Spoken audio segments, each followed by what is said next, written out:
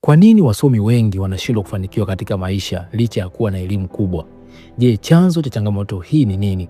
Na ni mikakati ipi inaweza kusaidia wasomi kuondokana na changamoto hii na kufikia malengo yao ya kimaisha? Sasa leo tutachambua kwa undani swala hili muhimu ambalo linawakumba watu wengi katika jamii yetu. Lakini kabla hatujaendelea, kama ni mara yako ya kwanza kujiunga na chaneli yetu ya Elikhan Mtz, karibu sana, na usahau kubonyeza subscribe, kuwasha kengele ya notification na kushare video hii ili na wengine wapate kunufaika na maarifa haya. Sasa kuna sababu ambazo zinazuia wasomi wengi kushindwa katika maisha licha ya kuwa na elimu kubwa. Sababu ya kwanza ni tofauti kati ya elimu ya nadharia ambayo tunaipata shuleni na elimu ya ujuzi wa vitendo ambayo tunaipata mtaani.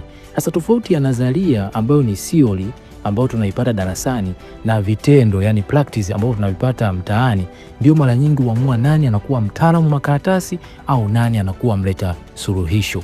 Katika mazingira ya kitaaluma, nadharia ni kama ramani, lakini vitendo ndiyo safari yenyewe. Yani mara nyingi nadharia inatupa mwongozo, lakini vitendo ndio hatua za kuchukua sasa huo mwongozo kufikia kwenye hilo jambo unaotaka kulifikia. Sasa hebu tuangalie kwa undani tofauti hizi na kwa nini pengo hili linasababisha wasomi wengi kukwama. Tofauti ya kwanza ni mazingira ya kujifunzia. Kwenye nadharia ambayo ni theory ambayo tunajifunza darasani, inafanyika katika mazingira yaliyodhibitiwa, yani controlled environment. Kuna majibu ya ndio au hapana kwenye vitabu. Unajifunza jinsi mambo yanavyopaswa kuwa, yani ideal state. Lakini kwenye vitendo ambao ni ujuzi ambao unaopata kwenye kazi au mtaani, mara nyingi inafanyika katika ulimwengu wa fujo na usiotabirika. Hakuna jibu moja sahihi, na mara nyingi unalazimika kutumia rasilimali chache kupata matokeo makubwa.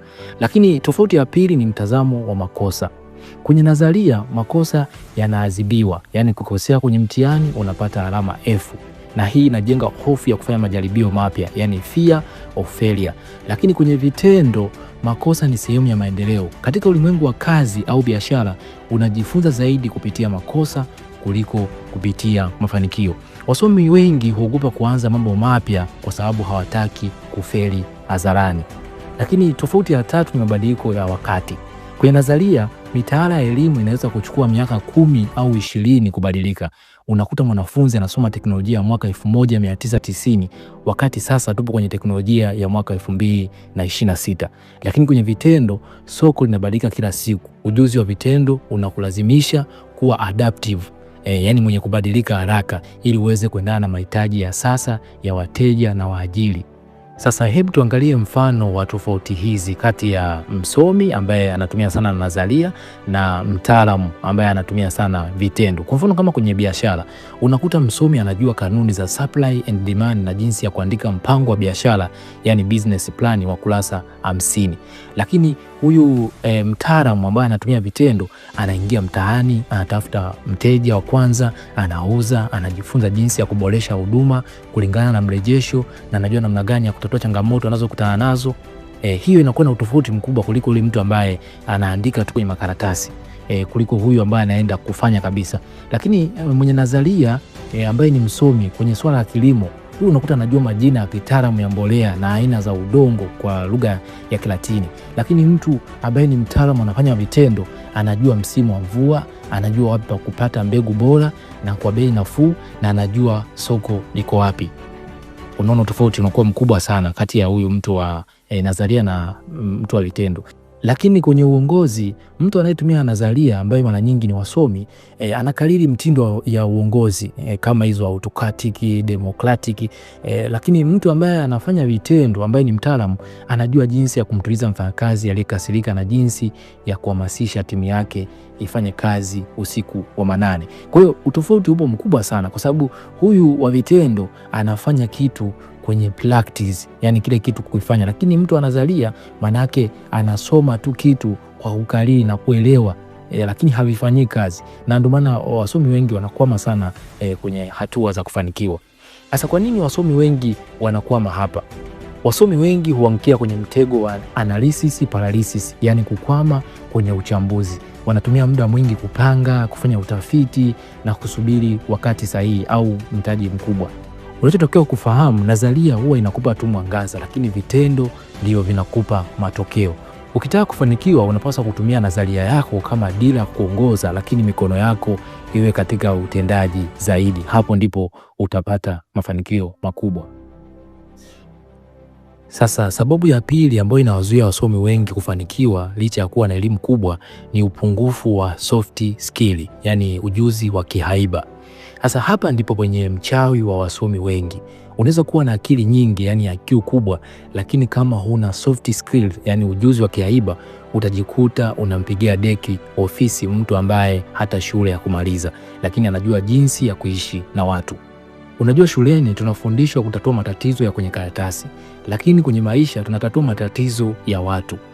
Sasa soft skills muhimu zinazokosekana kwa wasomi, ya kwanza ni mawasiliano ya kushawishi, yani persuasion and communication. Msomi anaweza kujua nini kifanyike, lakini akashindwa kuelezea kwa nini kifanyike kwa namna inayovutia. Tatizo, wasomi wengi hutumia lugha ngumu ya kitaaluma, yani ambazo tunazitaga jargon, inaowatenga watu wa kawaida. Sasa ukweli wa jambo hili, pesa na fursa zipo kwa watu wa kawaida. Kama huwezi kuelezea wazo lako kwa namna ambayo bibi wa kijijini akaelewa, utashindwa kuuza wazo hilo kwa wawekezaji, kwa sababu watu huwa wanaangalia wewe uwezo wako wa kuelezea. Kama hata mtu wa kawaida ambao hajui hicho kitu unachokielezea hawezi kuelewa, basi uweze kuwa na ushawishi kwa wawekezaji. Lakini skills nyingine ambao wasomi wanakosa ni akili ya kihisia, emotional intelligence, yani EQ. Sasa huu ni uwezo wa kutambua na kudhibiti hisia zako na kuelewa hisia za wengine. Mtego wa wasomi mara nyingi, kwa sababu amefaulu sana, anaweza kuwa na kiburi cha kitaaluma, yani tunaiita academic ego. Anahisi anajua kila kitu na hawezi kushauriwa. Hasa matokeo yake anashindwa kufanya kazi kwenye timu, anagomana na mabosi na anashindwa kuvumilia wateja wasumbufu. Lakini ujuzi wa tatu ambao unakosekana kwa wasomi wengi ni uwezo wa kuendana na mabadiliko. Dunia sasa inabadilika kwa kasi ya ajabu. Kumbuka ujio wa AI na mabadiliko ya uchumi. Tatizo la wasomi wengi, wamekariri njia moja ya kufanya mambo. Nilisomea hivi, mwalimu alisema hivi. Na ukweli wa maisha, wenye mafanikio ni wale ambao wanaachana na yale walioyakariri, yani unlearn, na kujifunza mambo mapya, yani relearn, kulingana na mazingira. Sasa kwa nini soft skill ni muhimu kuliko hard skill? Fikiria daktari bingwa ambaye hana ujuzi wa lugha nzuri kwa wagonjwa na daktari wa kawaida ambaye anajua kutia moyo na kusikiliza kwa huruma. Wagonjwa wengi watamkimbilia yule mwenye kauli njema. Sasa hard skills ambao ni ujuzi ambao tunapata shuleni kama shahada yako, inakufungulia tu mlango, lakini soft skills ndizo zinakufanya ubaki ndani ya chumba hicho na kupandishwa cheo. Sasa hebu tuangalie soft skills ambazo zinaweza kukuletea mafanikio makubwa kwenye maisha yako. Mfano wa soft skill ya networking, yani uhusiano. Hii inakupa habari na fursa ambazo kabla hazijatangazwa kwenye gazeti au hadharani. Lakini soft skill nyingine ni negotiation, majadiliano. Hii inakusaidia kupata mkataba mnono na mshahara mkubwa. Lakini soft skill nyingine ni resilience, uvumilivu. Inakufanya uendelee baada ya biashara yako ya kwanza kufeli. Lakini soft skill nyingine ni time management. Hii inakugeuza kutoka kuwa mwenye shughuli nyingi, yani kuwa busy, na kuwa mzalishaji, yani productive. Sasa kuna mtego ambao wago unakamata wasomi wengi. Mtego huu unaitwa mtego wa haki yangu, yani entitlement mentality. Unajua, wasomi wengi wanahisi jamii au serikali inawadai kwa sababu tu wana elimu. Wanakaa nyumbani wakisubiri kazi ya hadhi yao. Lakini mtu mwenye soft skills anajua kuwa thamani yake haitokani na karatasi ya cheti, bali inatokana na tatizo gani analoweza kulitatua kwa ajili ya wengine sasa hivi. Sasa sababu ya tatu ambayo inazuia wasomi wengi kufanikiwa licha ya kuwa na elimu kubwa ni mtego wa mshahara wa kudumu. Sasa huu ni mmoja wa mtego hatari sana, kwa sababu unakuja kwa sura ya usalama, yani security, lakini ndani yake umebeba kizuizi, yani limitation. Sasa unajua, wasomi wengi wameaminishwa tangu wakiwa chekechea kuwa safari ya mafanikio ni soma kwa bidii, faulu, pata kazi nzuri na pata mshahara kwa kila mwezi. Sasa mfumo huu unajenga saikolojia tegemezi badala ya ubunifu. Sasa kuna sababu kwa nini mtego huu unawazuia wasomi wengi kufanikiwa zaidi. Sababu ya kwanza ni mshahara unaua hamu ya kusubutu. Mshahara wa kila mwezi ni kama dawa ya kulevya, yani addiction. Unakupa uhakika wa kula na kulipa kodi, jambo ambalo linakuweka katika mazingira ya comfort zone, yani eneo la kujiachia. Lakini wasomi wengi huwa wanaogopa kuanza biashara kwa sababu ya kuogopa kukosa mshahara wa kila mwezi.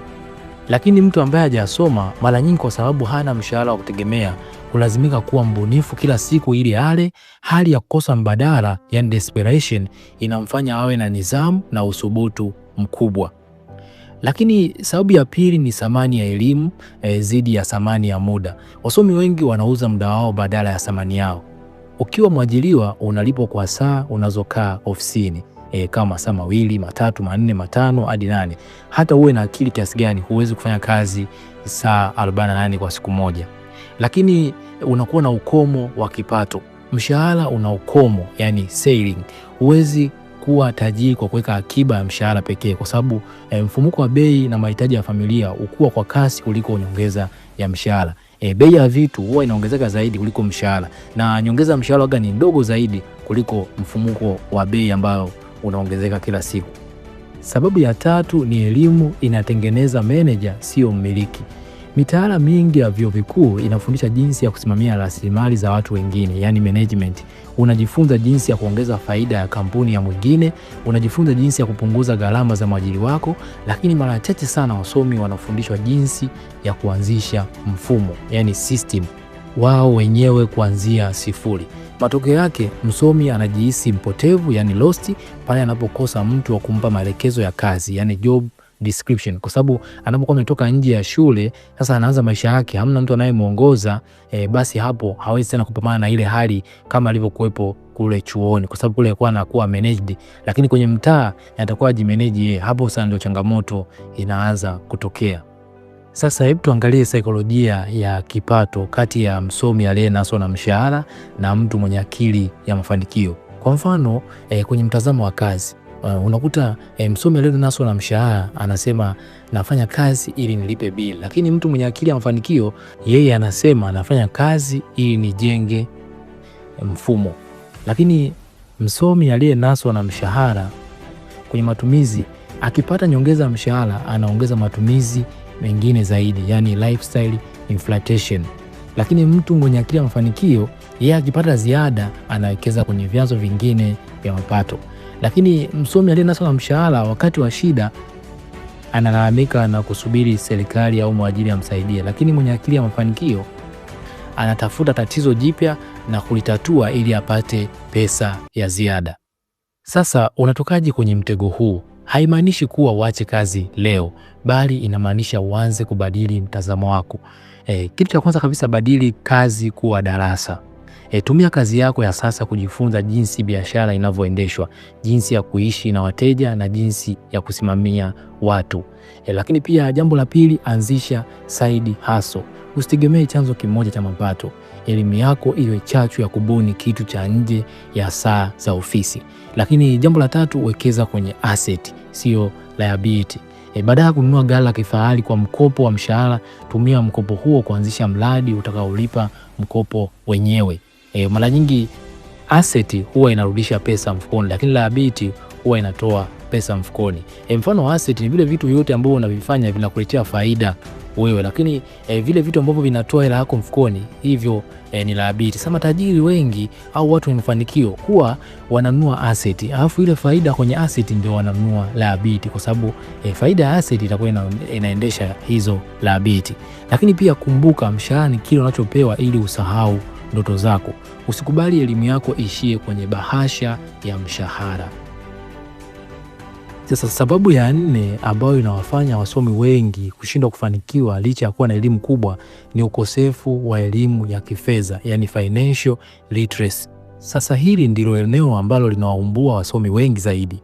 Unaweza kuwa na uwezo wa kutatua milinganyo migumu ya calculus au kuelezea kwa kina nadharia za kisiasa, lakini ukashindwa kusimamia shilingi 100,000 mkononi mwako. Unajua, shuleni tunafundishwa jinsi ya kufanya kazi kwa ajili ya pesa, lakini hatufundishi jinsi ya kuzifanya pesa zitufanyie kazi. Sasa kuna mitego mitatu ya kifedha inaowanasa wasomi wengi. Mtego wa kwanza ni mtego wa lifestyle inflation, yani kukua kwa matumizi. Unajua, msomi akipandishwa cheo au akipata mshahara mkubwa, kitu cha kwanza anachofanya ni kubadilisha maisha. Anahamia nyumba ya gharama zaidi, ananunua gari kubwa kwa mkopo na kuanza kwenda kwenye maeneo ya gharama. Sasa matokeo yake, licha ya kuwa na mshahara mkubwa, mwisho wa mwezi anakuwa hana akiba, yani block, na anakuwa mtumwa wa kazi yake ili alipe madeni ya vitu vinavyoshuka thamani. Sasa mtego wa pili ni kutofautisha kati ya asset na liability. Kwa mujibu wa mtaalamu wa mambo ya kifedha Robert Kiyosaki katika kitabu chake cha Rich Dad and Poor Dad, anasema wasomi wengi wanachanganya vitu hivi viwili, liability na asset. Liability ni kitu chochote kinachotoa pesa mfukoni kama gari la kutembelea, simu ya gharama au mikopo ambao unaweza kuchukua labda mkopo wa kwenda kufanya harusi. Hizo ni liability. Lakini asset hizi ni rasilimali. Ni kitu chochote kinachoingiza pesa mfukoni mwako. Kwa mfano nyumba ya kupangisha, hisa au biashara inayojiendesha. Sasa wasomi wengi hujenga utajiri wa vitu vinavyoonekana, yani liability, badala ya utajiri wa vitu vinavyozalisha, yani asset. Sasa mtego wa tatu ni hofu ya kupoteza, yani risk aversion. Elimu ya darasani inatufundisha kuwa kukosea ni vibaya. Hii inamfanya msomi kuogopa kuwekeza kwenye fursa mpya kama soko la hisa, hizi DSE, vipande kama UTT au biashara mpya kwa hofu ya kupoteza pesa. Sasa matokeo yake anaishia kuwekeza pesa kwenye akaunti ya akiba, yani saving account, ambako thamani yake inaliwa na mfumuko wa bei, yani inflation. Sasa hebu tuangalie tofauti kati ya msomi asiye na elimu ya kifedha na mtu mwenye elimu ya kifedha. Sasa msomi asiye na elimu ya kifedha akipata pesa ya ziada, yeye ananunua nguo, furniture au simu mpya. Lakini mtu mwenye elimu ya kifedha, yeye ananunua hisa, ardhi au anaongeza mtaji. Lakini msomi asiye na elimu ya fedha kwenye swala la madeni anakopa kwa ajili ya matumizi, yani consumer debt. Lakini mtu mwenye elimu ya kifedha anakopa kwa ajili ya kuzalisha, hiyo inaitwa good debt. Lakini msomi asiye na elimu ya kifedha kwenye swala la kodi analalamika kodi inakatwa nyingi kwenye mshahara. Lakini mtu mwenye elimu ya kifedha anajifunza sheria za kodi na kutafuta njia za kisheria za kupunguza kodi kupitia biashara. Lakini pia msomi asiye na elimu ya kifedha kwenye swala la akiba anaweka akiba kile kilichobaki baada ya matumizi. Lakini mtu mwenye elimu ya kifedha anatoa akiba, uwekezaji kwanza, kisha anatumia kilichobaki. Sasa kuna kanuni nzuri ya kusimamia matumizi ya fedha. Hii kanuni inaitwa 50-30-20. Ili msomi aanze kufanikiwa, anapaswa kuanza kutumia kanuni hii kwenye mapato yake. Kwa mfano 50%, haya ni mahitaji ya lazima, kwamba unapopata pesa gawa 50% ya mahitaji ya lazima kama chakula, kodi, maji na umeme. Lakini 30%, haya tunaita matamanio, yani anasa, mitoko, burudani, ndio 30%. Lakini 20%, huu ni uwekezaji na akiba. Hili ndio linalotofautisha kati ya tajiri na maskini. Ukiweza kuzingatia hapa ndio utatoka kwenye umaskini, kwa sababu hapa ndio kwenye uwekezaji na kwenye akiba. Ukiweka vizuri, manake ndio sehemu ambayo unaweza ukapiga hatua kubwa. Sasa elimu ya fedha ni ufunguo. Haijalishi unatengeneza kiasi gani, bali ni kiasi gani unabaki nacho na jinsi unavyokifanya kiongezeke. Sasa nini kifanyike ili uweze kutatua changamoto hii ya wasomi kuwa na elimu kubwa lakini wanakuwa haoni mafanikio? Sasa baada ya kuona mianya inayowakwamisha wasomi, sasa ni wakati wa kuangalia suluhisho la vitendo. Kufanikiwa hakukuhitaji uache elimu yako, bali kuna kuhitaji uongeze kile ambacho shule haikukupa. Sasa kuna hatua 5 za kuchukua ili uanze kuona matokeo tofauti. Hatua ya kwanza, badili mtazamo wako. Kuwa mwanafunzi wa maisha. Elimu haikuishia siku ya mahafali, yani graduation. Dunia inabadilika haraka, hivyo unapaswa kuwa na utamaduni wa kujifunza vitu vipya kila siku. Kuna kitu kinaitwa unlearn. Acha kiburi cha mimi ni msomi, kubali kuwa kuna vitu hujui. Lakini pia relearn. Jifunze ujuzi unaohitajika sasa kama matumizi ya AI, digital marketing au uongozi. Lakini pia kitu kingine, sikiliza zaidi. Jifunze hata kwa watu ambao hawajasoma lakini wana mafanikio kwenye biashara zao. Lakini hatua ya pili, jenga ujuzi pacha, yani skill stacking. Usitegemee shahada moja pekee, ongeza ujuzi mwingine pembeni utakao kufanya uwe wa kipekee. Kama wewe ni mhasibu, jifunze public speaking. Utakuwa mhasibu anayeweza kuelezea takwimu kwa bodi ya wakurugenzi kwa ushawishi mkubwa. Lakini kama wewe ni mwalimu, jifunze content creation. Unaweza kuanza kufundisha maelfu ya watu mtandaoni na kuingiza kipato cha ziada. Lakini hatua ya tatu, anza kidogo. Start small, scale fast. Wasomi wengi hukwama kwa kusubiri mipango mikubwa au mikopo ya mamilioni. Tumia ulichonacho. Anza na mradi mdogo ukiwa bado kazini au ukiwa unatafuta kazi. Usiogope kuanzia chini. Usiogope kuonekana unafanya kazi za chini kulingana na elimu yako. Kumbuka, kazi haina aibu, ila aibu ni umaskini. Lakini pia pima matokeo. Jifunze kutokana na makosa madogo kabla hujawekeza pesa nyingi. Lakini hatua ya 4, jenga mtandao wa watu, networking. Huwa kuna msemo unasema your network is your net worth. Sasa ni jinsi gani unaweza kujenga mtandao wa watu? Toka nje, usishinde sana ofisini au nyumbani. Hudhuria semina, mikutano ya biashara na matukio ya kijamii. Lakini pia jambo jingine, toa thamani kwanza. Kabla ya kuomba msaada au kazi, fikiria jinsi gani unaweza kumsaidia mtu mwingine kwa elimu yako. Watu hukumbuka nani aliwasaidia. Lakini hatua ya 5, chukua hatua kwenye elimu ya fedha. Acha kutumia pesa kwa sifa. Anza kutumia pesa kwa ajili ya uhuru. Wekeza kama kwenye UTT au hisa. Hizi ni njia rahisi kwa wasomi kuanza kuzifanya pesa ziwafanyie kazi bila kuacha kazi zao. Lakini pia jambo jingine, andika matumizi yako. Jua kila shilingi inaenda wapi. Tumia app kama wallet au daftari la kawaida. Na uzuri sasa hivi kwenye simu kuna app nyingi. Kuna moja inaitwa wallet, kuna app nyingi. Ukiingia tu Play Store au App Store kaandika wallet, zitakuja app nyingi ambazo unaweza kuzitumia kulingana na mahitaji yako.